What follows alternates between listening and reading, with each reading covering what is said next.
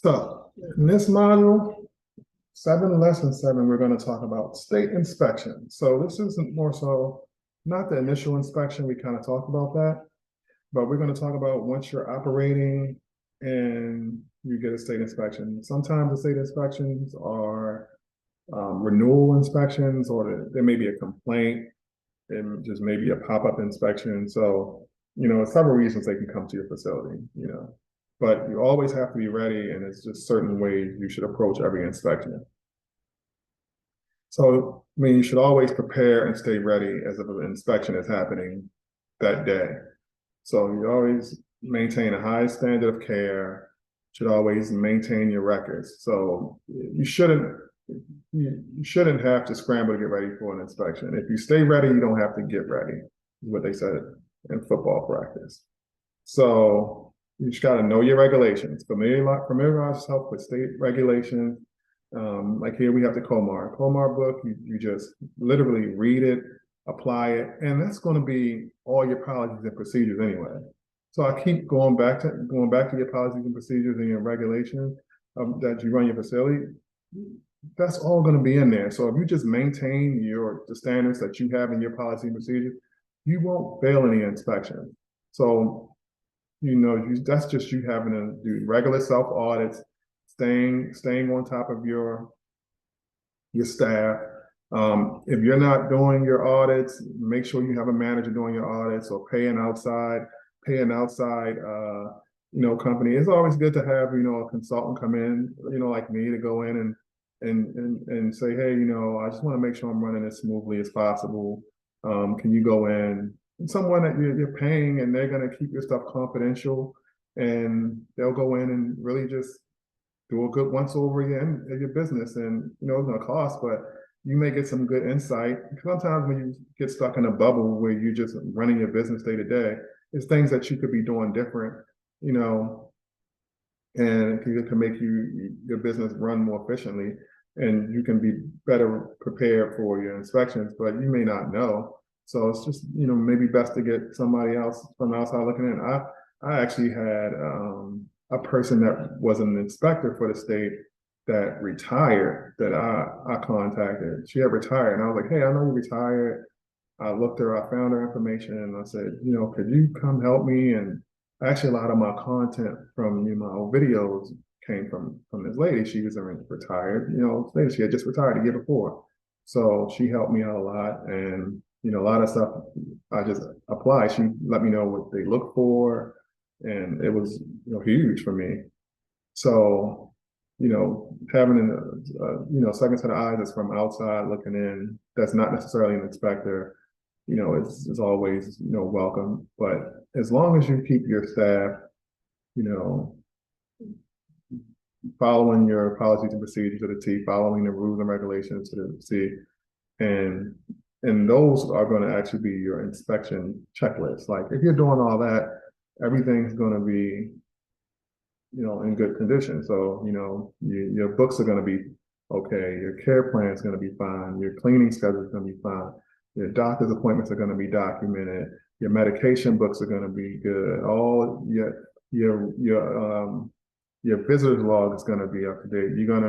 Your menu is going to be where it needs to be. That's all stuff they're going to look at when they come in for an inspection. So when they come in, they'll say, oh, this person's on top of their game. I've been cited for stuff, and I just kick myself like, we should have been on top of that.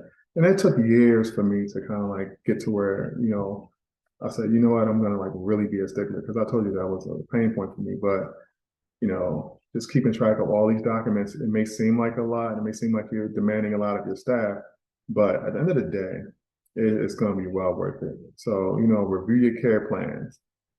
They may be written up. Sometimes delegating nurses review the care plans, and the staff, they don't even follow the care plans. They're doing what they want to do. So you actually have to make sure they're following the care plans that the nurse did, or fire them. It's as simple as that. Like you write them up and you fire them. Make sure all your documents are organized and in place where they need to be. You need to have certain things posted on the wall. Make sure they're posted on the wall. I have a video. I'll attach that, but shows where everything needs to be posted on each wall. That's what the state's going to look for when they come. They're going to they want to make sure everything is where it needs to be, and they're gonna interview your clients, which you should already interview your clients. So if you're doing all these things, they're not going to get to your client before you do. You see them every day, so they'll interview your clients like, "Are you happy here? Are you seeing anything you like or you don't like?" And they'll be like, "Oh, well, I mean, no, I'm fine." But actually, you talked to them last month and you've already fixed something that they had a problem with. So they're good to go. And a lot of times your resident's going to show you loyalty if they really like their location. They won't complain to the state. They'll complain to you. But if you're taking care of them, they'll be like, oh, they'll think to themselves like, oh, there may be some things I would like change, but I may like different meals or this and that. But they'll tell you before they tell the state. And that's one of the things where when you're taking care of your staff, they're going to take care of you. Take care of your staff and the resident, they're going to take care of you. But as long as you have things, in order and go down your checklist and make sure your staff is actually doing what they're supposed to do. And you just make sure you have staffing levels like per state regulation. Like you have some clients, some states that you have, over 8 residents, you need 2 people. The state come in, you have 9 people, 9 residents, and you only have 1 employee, you're already in violation. So they're gonna cite you. So review your medication management. Make sure that all these things are in order. Make sure your pill count, because they're supposed to count pills every single. They're supposed to count control pills, which is narcotics, every time they pass them out. So you sign a medication book, and that number should go down by 1 every time you give them medication. They'll come in and they'll count the pills, and if it's off, you're going to be in trouble. That's federal. So you want to make sure that those controlled substances are definitely being accounted for. And that's something you should be doing. Like, you should be doing those audits. You shouldn't wait for the state to come to your audit. You should know your resident rights. That's going to be in your policies and procedures as well. So your resident has the right and to do certain amount of things that you outline in your policies and procedures, which I'll provide you a copy of resident rights. I won't go over all of them right now, but I'll provide you a copy, and you can manipulate them to fit what you think is fair for your clients. But you have to make sure that's being followed, because they're gonna know. And a lot of times they'll already come in with a list of things they want to look at. And then if you develop like bad traits, if you fail one thing, they're gonna come back. They'll come back. They're not just gonna take your word that you're gonna fix it. And they're not gonna even let you know they're coming back. They'll come back the next day or a month later or 2 weeks later. You have no idea. They'll pop up. And then you get a second one, and it's going to be even a fine. So, and then make sure your safety measures are in place. Your emergency exit you have to have exits up on the doors, exit signs. You have to have your evacuation plan in case there's an emergency, your first aid and fire supply, any necessary safety requirements. You have to have your grab rails on the walls in the bathroom. So, make sure any trip or fall hazards are removed from walking paths. They'll cite you for that. Hygiene and cleanliness. They want to make sure your place is clean and not smelling like urine, or, your furniture is not, ran down with holes in it and is in safe and good working condition. Your bathrooms, they want to make sure they're working correctly.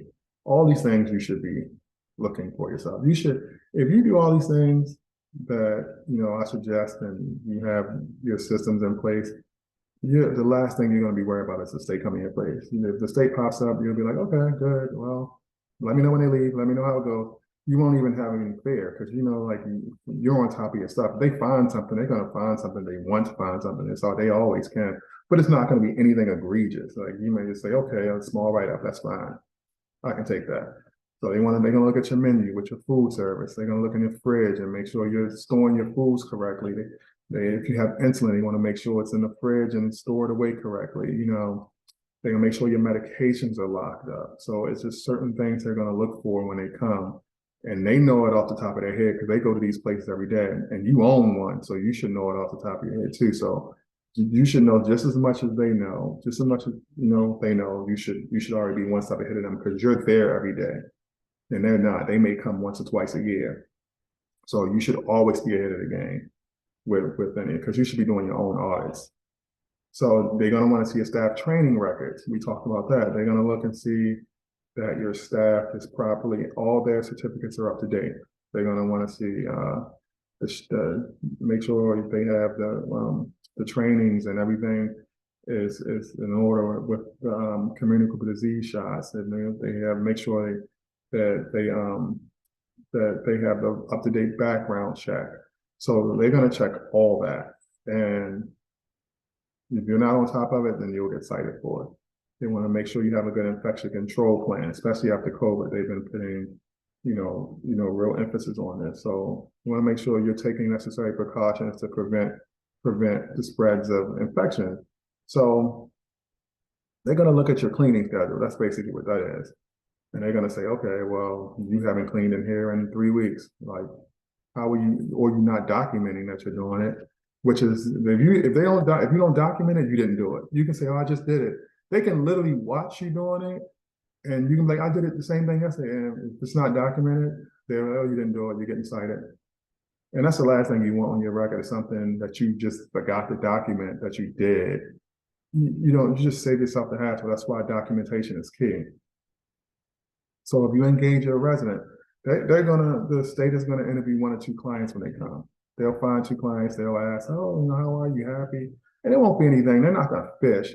They're just gonna ask just basically that, and unless they have a complaint.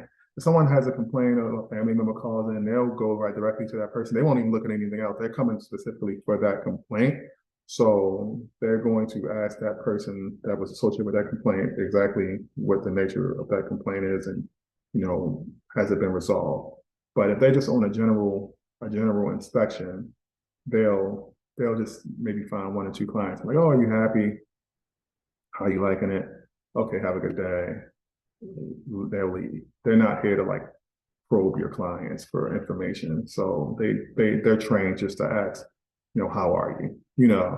So, but if your client is unhappy because you're not doing something right, some clients take that as, the opportunity to like complain. They want to change, when really you should have been the one they can complain to remedy the problem. So you should engage your residents and ask them. That way, when the state comes, they're like, well, they got nothing to say to them. They already feel comfortable talking to you.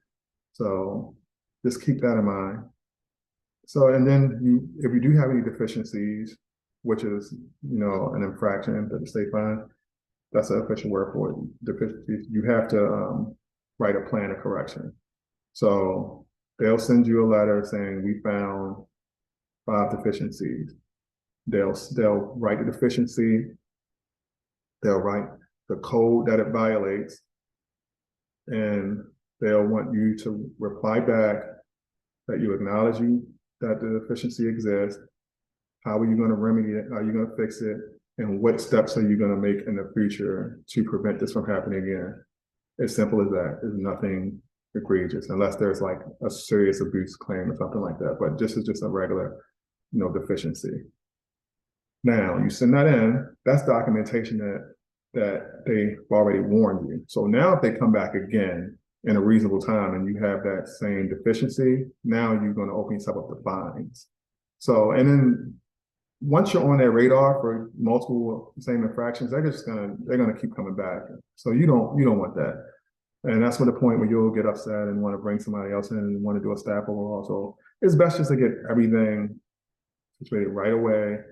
And if you do get a deficiency, you write it up, then you implement that in your policy and procedures, and you train your staff. You sit down and say, hey, we had 3 deficiencies.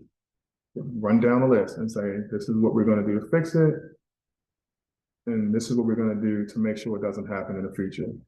And just train the staff and write it in your policy and procedures, maybe put it on the board so it doesn't happen again, and then you just go from there. It's not the end of the world if you have a deficiency. So yeah, and we said do mock inspections. So then you come back and do mock inspections. You can have a third party come in. You can do it yourself. It's just simple as that, just practice. That's why I said if you're ready when they come in, you really won't have any problems. You'll be fine. So when the state come in, sometimes some of these people can be intimidating, but if you know what you're doing and you're confident that you're doing the best that you can, you don't have anything to worry about. So just stay calm and positive. Just say, have your train your staff what to do if the state comes in. sometimes the state can be intimidating. They can talk down to people. I've had a state inspector talk down to one of my employees before. Give me the book. And he was like, I don't understand why you talk to me like that. But sometimes they have bad days and they just have attitudes. And you have to kind of not take it when we reported this person. But, it is what it is. But you can't get into an altercation with them. They'll definitely make your life miserable then. So you just follow the necessary, protocols and just try to stay, as calm as possible and agreeable. And a lot of times, people are like good people and they're willing to help. They want you to do well. So, they don't want to be out at your facility, making your life hard. Most of them don't. So they just want the best for the residents and they want to do their job. So, you do your job, they do their job, they're in, they're out, you get a good report, and that's it.